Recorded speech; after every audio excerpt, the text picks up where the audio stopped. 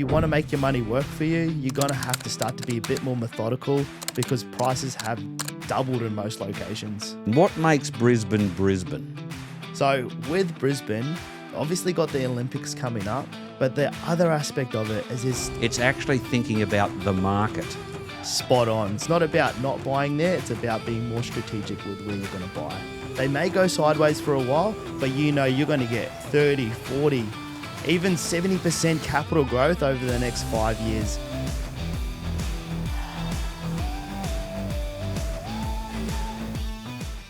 Hello and welcome back to another episode of the Bought and Built podcast. I'm here with Nathan Prasad, buyer's agent for Brisbane, Gold Coast, Sunshine Coast and Melbourne as well.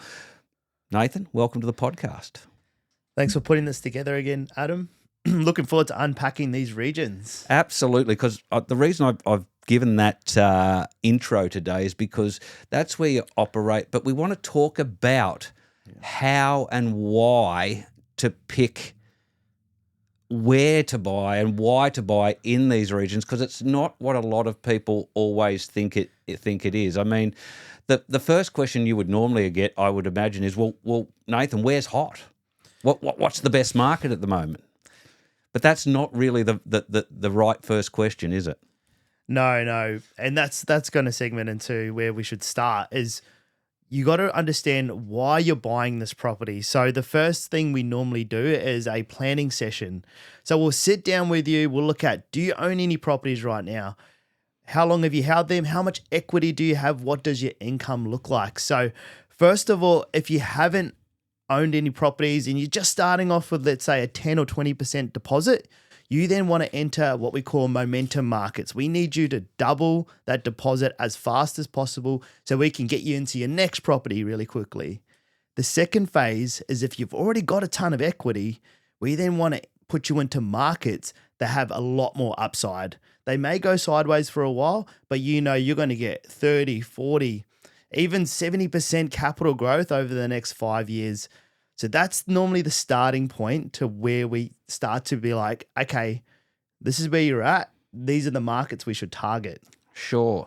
So what I'm hearing there is, if I'm right, is you start thinking about location isn't actually the right first thought and consideration. It's actually thinking about the market. Spot on. So you need to peel it right back and you need to look at, where you're at as an investor. So I've done a ton of courses around planning. So essentially the best way to think about it is that if you're just starting out in your journey, you really need that momentum. So you want to target those vast markets. If you've already got a lot of equity, you can then go back and you can start to play that game where you enter markets that are just starting to grow. Perfect. And that's why using someone like yourself, has so many advantages, because you understand what markets are doing in these various regions and what market would suit a buyer at a certain, stage in their property journey. Do you get, one question that comes to mind, Nathan, is, did you get a lot of buyers who want to buy close to where they live because that just gives them a little bit more sense of security? All the time. It's that same, thinking pattern. I should just buy my backyard. It's going to make me more comfortable. But the trouble is, if your backyard's already gone up by 120%, that may not be the place to go and invest your money. And then people get stuck in a property that has had no growth in the next 5 years. So Sure. There are issues with buying in your backyard. Okay, cool. Well, let's break down these regions that you work and specialise in. What makes Brisbane Brisbane? So with Brisbane, obviously got the Olympics coming up, and what that's brought is a ton of infrastructure. We've got Cross River Rail. We've just got, I've got 10 key infrastructure things that are going in. Each are billion-dollar projects. That's one aspect of it, and that's creating a ton of jobs. But the other aspect of it is there's still a massive shortage with housing. So what you find across Brisbane is you're able to get those really strong rents. So you're still getting rents from anywhere from $600 per week to as high as $800, $900 per week. So Brisbane still has a lot going for it, But what you want to do right now in this part of the Brisbane cycle is you want to be cautious. A lot of these areas have had serious growth. So when you go to enter your market, whether it's Ipswich, Logan, Brisbane City, you really want to do your due diligence around price point. So you don't want to go in there and just give what the agent's asking for. Go back, do your research, work out where the true value is on that property at this current time. And there's a lot that goes into that research, isn't there? And so, and knowing what these numbers actually look like and what they actually mean. And again, that's where you can provide a huge amount of value to your clients, because you live and breathe all of these numbers every day. Absolutely. So when we look at Brisbane, we want to start to look at the middle ring. I'm starting to see a lot of value there. Areas like Forest Lake, and then if we go out towards the Bayside, we just got a 4-bedroom, 2-bath, 2-car home in a suburb called Cleveland. Mm-hmm. Nice premium suburb down the road from Raby Bay. But the funny part is people are spending $950K in Logan and Ipswich. So this is where there's a massive mismatch, and that's where I wanted just to share that for people that are looking to buy an investment property in the Brisbane region. Yep. They're thinking, oh, okay, if I've got $1 million, let's start being more strategic about it. It's not about not buying there. It's about being more strategic with where you're going to buy. Perfect. And as we started off, knowing the market and what you're trying to achieve with that $1 million. And that's again where you come in and can give the expert advice. So, all right, just down the road, Gold Coast. Okay, that's my hometown. Talk to us about what's happening there. Who's buying there? What's the market looking like there, and what type of buyer would that suit at this particular time? So just to cover off Brisbane, Sure. that's a momentum market. So there is still some strong growth there in a short amount of time. Yep. So that's the market that you would enter if you wanted to get quick capital growth. Now we head down to Gold Coast. Gold Coast is very similar to Brisbane on that aspect. There's a lot of lifestyle down there. You've got a lot of people moving down from Brisbane. I've personally just moved down to the Gold Coast as well. And where I can see a lot of value in the Gold Coast is renovation projects. You know, the market down the Gold Coast is a bit slower. It's slower than Brisbane. It's a bit more laid back. But there are some really good pockets across the Gold Coast, southern pockets for renovations. But if you want to get both capital growth and cash flow, you're gonna have to head up towards your Pimpama, Coomera, Helensvale. You can still enter those markets at $1 million or under with rent returns of 800 plus. So the Gold Coast offers really good rent returns at the moment. Okay, so I'm starting to get the picture here. It's horses for courses, and that there are, even within these big regions like Gold Coast and Brisbane, there's pockets that you can still do different things in that may not fit the entire market there, but there's trends across each of those markets. So what you would call the Gold Coast a momentum market at the moment as well, generally speaking? I would call it a bit of a momentum market, but it does operate a lot slower than Brisbane. Brisbane's a lot more fast paced, but I wouldn't write off the Gold Coast. There's so much value to be made. You know, the market is going to start to go a bit more sideways moving forward. I don't believe we're going to have these massive jumps like we used to. So if you can be strategic around buying a really nice property in a good pocket with room for that renovation, that's where you're going to be able to get that quick equity uplift. Fantastic. What's the buyer profile in the Gold Coast? Who's chasing Gold Coast properties? You've sort of got a lot of your remote workers. You know, a lot of the work is still up in the Brisbane region, but now they're adding in the train line that's going to go through the Coomera connector. So that's going to then connect Brisbane again, and then they've already added more lanes to the highway. So essentially, you're going to get a lot of your workers from the Gold Coast driving up to Brisbane a lot more often as they widen those highways. But to answer your question, it's a lot more remote workers. Sure. Okay. Final word on Gold Coast before we move and see what's happening on the sunny coast. With the Gold Coast, I like the market. I love living here, but I would tread with cautious because the prices are, I don't know, they seem quite high at the moment. The market's really slow at the moment. So if you're going to go there for investment purposes, just be cautious. And look for renovation opportunities. Yes, yeah. Okay, fantastic. All right, Sunshine Coast. How is the Sunny Coast different to the Gold Coast? So the Sunshine Coast brings a lot more of people that are looking to retire. It's another slow market, but you've got pockets around Noosa, you've got premium pockets. Again, you'd be focusing on doing those renovation projects. Otherwise, if you're going to go for capital growth and cash flow, you can head towards Caboolture. In around Caboolture, there's another master plan going on. They're extending the train line from Brisbane up to Caboolture. Oh, there's already a train line there, but they're going to extend it past Caboolture. Sure. And there's still quite a bit of opportunity there. Again, people that live in Caboolture can still make their way down to Brisbane, have access to all the jobs. And I still see a lot of runway for the Sunshine Coast because it does offer a lot of lifestyle, but you want to be cautious again because prices are quite high there and it's another slower market. It's not like, Brisbane can transact quite quickly. Sunshine Coast is another slower market. When it does really slow down, you could potentially be holding stock if you're going to be doing a renovation project. Sure. Yeah. Okay. And does the different, demographic of having that older buyer pool, does that, really make a difference on the Sunshine Coast compared to Brisbane and the Gold Coast?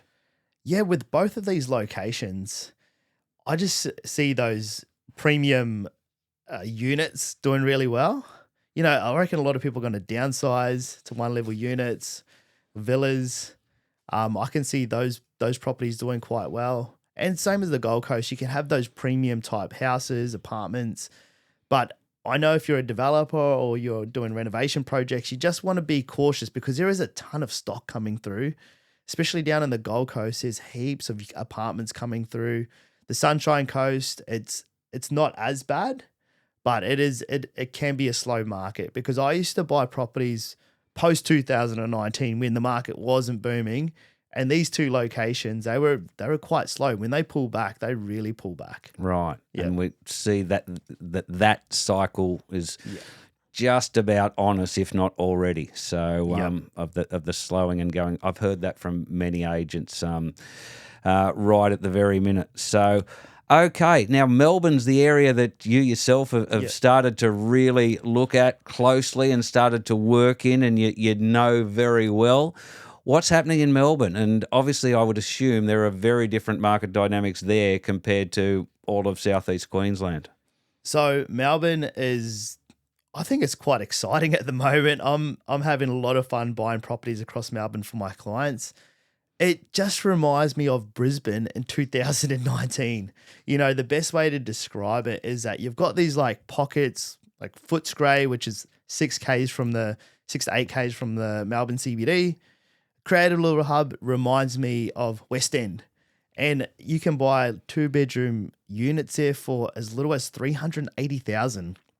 These are your old 1980 brick ones with staircases. So they've got no elevators. The body corporates are only $2,000, but that's virtually half the price of a West End apartment.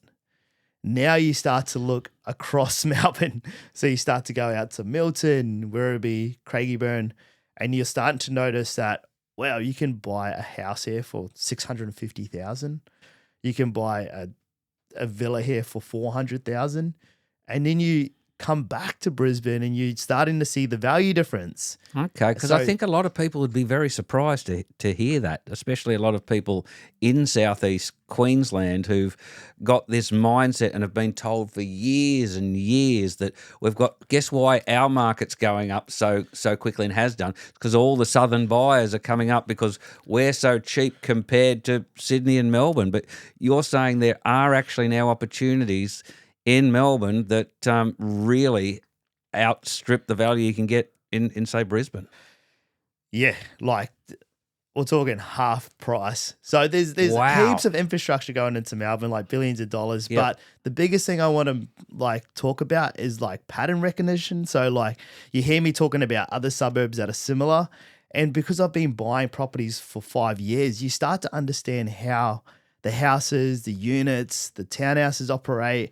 And some people write off units and villas, But when you look at a suburb that a house is selling for 1.5 to $2 million and you can buy a 2-bedroom, 1-bath unit in that same suburb for $380K, there's a huge gap. Yeah. Like there's a massive value gap right there. Yep. And you can just see the pattern. You can see, wow, that property is 30 to 40% below its replacement value, Yep. below its actual value. And then you start to realize, hey, you're buying things for 30 to 40% off at the moment. And then that gets you excited. Absolutely. Absolutely. All right. I'm going to put you on the spot here, Nathan, a few hypotheticals. All right. And all I want an answer from you is Brisbane, Gold Coast, Sunny Coast, or Melbourne. All right. 800K buyer, owner occupier, no kids, works from home. Brizzy, Gold Coast, Sunny Coast, or Melbourne? Brisbane. Why? Because you can still get a nice 3-bedroom, 1-bath in the Logan region. You could go in, you could do a bit of a renovation in some of these suburbs like Mount Warren Park, and then you could still generate a lot of equity from that because I actually got sales in that same suburb for $1 million. The market's still going to recover in Brisbane. I can still see there's quite a bit of growth. If you're an owner-occupier, you go in there, you put your minimum deposit in, you do your cosmetic renovation, and you're able to double your deposit, sell it, go build out a portfolio. Perfect. All right, different scenario. $1.2 million investor looking for capital growth, 10-year hold. Where does that person buy? Now, this is where it starts to get a bit tricky. You really, when you take $1.2 million to the Gold Coast, to the Sunshine Coast, and Brisbane, you're not getting much. You're not even getting like within 20 kilometers. I would personally, if you're going to spend that much money, I would take it to Melbourne. You can get into your inner city suburbs like Brunswick, Footscray, potentially St Kilda. These are suburbs that are 6 to 7 kilometers away from the Melbourne CBD, and the socio-economics of those areas, like people have high incomes. There's just so much more potential. It's sort of like getting into a Camp Hill just for Brisbane. That's 10 Ks out. But now that same house would cost you $1.6 to $1.8 million. You could buy it for probably under $1.2 million in the Melbourne region. Wow. Okay. That blows me away. Yeah. And I think it would for a lot of people in southeast Queensland. Last one, 600K. Investor looking for cash flow. Where does that person go? So now 600K doesn't even get you a 1-bedroom I was going to say, is that going to buy you anything anywhere? Not in Brisbane, not on the Gold Coast, not on the Sunshine Coast. You are forced to go to Melbourne now. So you can get a 600K property in Melbourne. Oh, last week we got a 3-bedroom, 2-bath townhouse in a suburb called Maidstone, next suburb out from Footscray. Kind of reminds me of the Annerley of Brisbane, for $600,000. Wow. So in Annerley, that would cost you $1.1 million. We got it for $600K. The rent return on it's going to be $670 per week. Whew, what is that as a net return? Oh, that's above your 5% yield, so probably 5.4% yield. Yep. Wow. In a suburb that's only 8 kilometres out from the Melbourne CBD. That blows me away. Yeah. So Melbourne's a bit of a secret, I would imagine, to a lot of southeast Queensland people at the moment. Who, as I said, we've been conditioned to believe, and this has changed. You're telling us it's changed over the last 10 years. Let's say we've been conditioned to believe we've got the cheaper properties, we've got the more affordable properties. But we have seen unbelievable growth during that time, and we're not that now necessarily compared to Melbourne. Oh, absolutely. You just laid it out properly. Like, we are not the most affordable state anymore. Wow. And that's been probably the point of this whole podcast. But look, if you've been listening, you can obviously see that Nathan knows the numbers. He knows the market. He knows what suits the property that would make sense to you in your circumstances. And that's the point of everything we've been talking about today. It's not actually about location. It's actually about the market that suits your needs with what you have and what you're trying to achieve. So if you want to reach out to Nathan, it's envisionproperty.com.au. More than willing to sit down and chat to you about your needs across any of those areas, where you're at in your journey, what area would suit you. What's your final thing that you've got to say to anyone listening now, mate, who does want to, has got some, is looking for their next investment opportunity? What have you got to say to them? Oh, I say do your bit of research. Everyone's got an opinion. So go and have a look at what properties are selling for. Don't just stick to your backyard. Don't just stick to the state that you live in. I think the biggest thing is start to look Australia-wide now, because if you want to make your money work for you, you're going to have to start to be a bit more methodical, because prices have doubled in most locations. Yeah. And look, and there's another reason why using a buyer's agent such as Nathan is such a good idea, especially when you are looking further afield than your own backyard, because you want someone, you may have become very used to knowing, and looking at what happens in your neck of the woods, but you won't know what's happening in other places where you could potentially be getting a much better deal, and that's where Nathan comes in.